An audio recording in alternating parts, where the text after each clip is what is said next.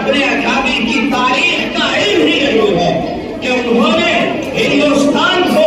انگریزوں کے ظلم و ستم سے آزاد کرانے کے لیے کیا کیا قربانیاں پیش کی ہیں۔ ہندوستان کی آزادی کے بعد جان بوجھ کر علماء دیوبند کی قربانیوں پر اور مسلمانوں کی قربانیوں پر ایک دبیس چادر ڈال دی گئی۔ جان بوجھ کر ہماری قربانیوں کو چھپایا گیا،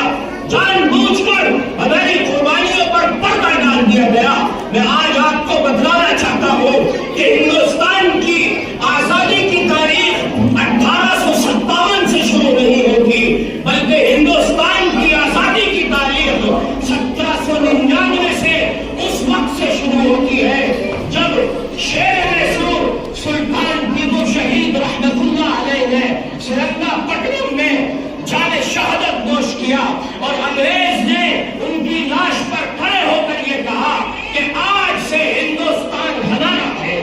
آج سے ہندوستان ہمارا ہے۔ اور اس کے بعد سے ہی انگریز یہ کہنے کی ہمت جٹا پایا، یہ کہنے کی ہمت اور حوصلہ انگریز کے اندر پیدا ہوا کہ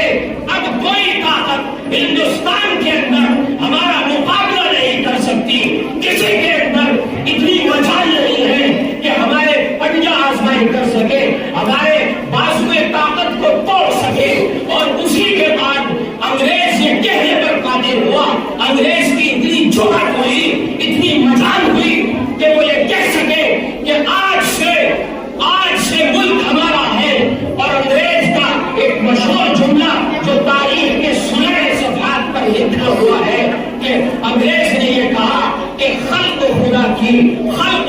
کی ملک بادشاہ سلامت کا اور آرڈر ہمارا چلے گا، حکومت ہماری چلے گی، قوانین ہمارے چلے گئے۔ اس وقت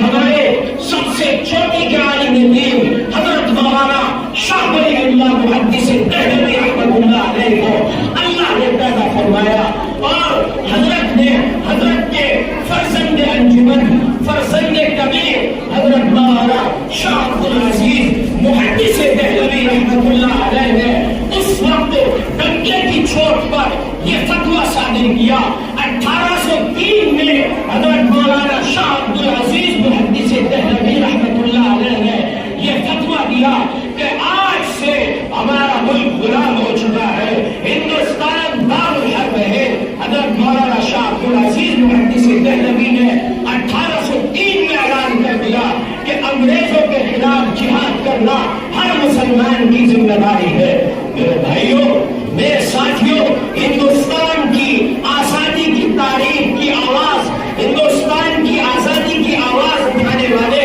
سب سے پہلے ہم ہیں، سب سے پہلے مسلمان ہیں۔ ہندوستان کی آزادی کی آواز مسلمانوں نے اور علماء نے اس وقت اٹھائی جبکہ اور دوسری اقوام کو اس کا شعور بھی نہیں تھا، اس کا ادراک بھی نہیں تھا، اس کا احساس بھی نہیں تھا۔ فرض میں بات کر رہا تھا کہ حضرت شاہ عبد العزیز محدث دہلوی رحمۃ اللہ علیہ کا وہ فتویٰ انگریز کے اقتدار پر ایک بجلی بن کر گرا، جس کی پاداش میں حضرت شاہ عبد العزیز محدث دہلوی رحمۃ اللہ علیہ کی جائیدادیں توڑ کر بھی گئی۔ حضرت شاہ ولی اللہ محدث دہلوی کے فرزند انجمن حضرت شاہ عبد العزیز کو اتنا ستایا گیا، اتنا ٹارچر کیا گیا، اتنا پریشان کیا گیا کہ حضرت کی بینائی چلی گئی، حضرت کے جسم پر چھپکلی کا الٹن بنا گیا، جس کی وجہ سے حضرت کے جسم پر سفید آگ پیدا ہو گئے۔ لیکن حضرت نے انگریز کے سامنے ٹاکر نہیں جھکائی، جس کے نتیجے میں حضرت شاہ عبد العزیز محدث دہلوی کا وہ فتویٰ تھا، اس کے بعد جتنی بھی تحریکیں چلی ہے وہ سب حضرت شاہ عبد العزیز محدث دہلوی کے فتوے کے بعد میں چلی ہے۔ چاہے وہ بالا کوٹ کی پہاڑیوں پر حضرت شاہ اسماعیل شہید اور حضرت سید احمد بریلوی کی تحریک اور قیادت ہو، خواہ وہ جنگ آزادی ہو، جتنی بھی تحریکات ہیں وہ حضرت شاہ عبد العزیز محدث دہلوی رحمۃ اللہ علیہ کے فتوے کے بعد چلی۔ حضرت شاہ عبد العزیز محدث دہلوی اپنی زندگی میں اپنی یہ روحانی دولت، اپنے دو شاگردوں کو تیار کر کے ان کو عطا کرتے چلے گئے. پہلا نام تھا حضرت سید احمد فریدی شہید رحمت اللہ علیہ. دوسرا نام تھا حضرت شاہ اسماعیل شہید رحمت اللہ علیہ.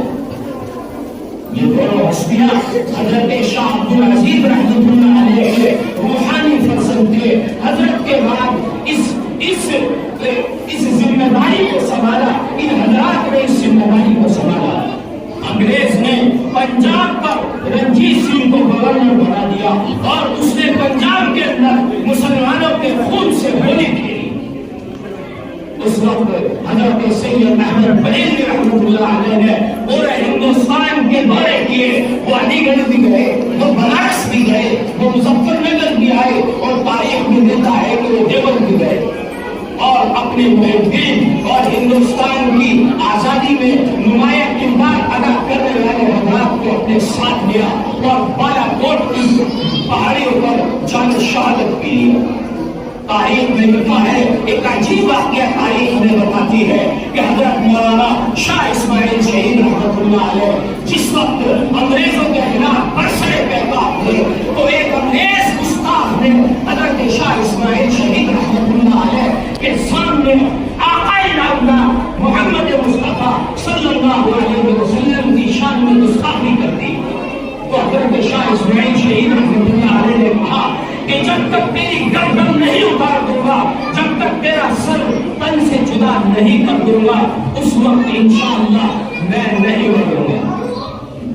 حضرت اتنا کہہ پائے تھے کہ اتنے میں ایک انگریز بدبخت نے حضرت کو تلوار مار کر سر تن سے جدا کر دیا. تاریخ کہتی ہے کہ بغیر سر کے حضرت شاہ اسماعیل شہید رحمت اللہ علیہ کا دھڑ اور تن چلتا رہا اور اس بدبخت انگریز نے جس نے آقا نامدار سید القونین جناب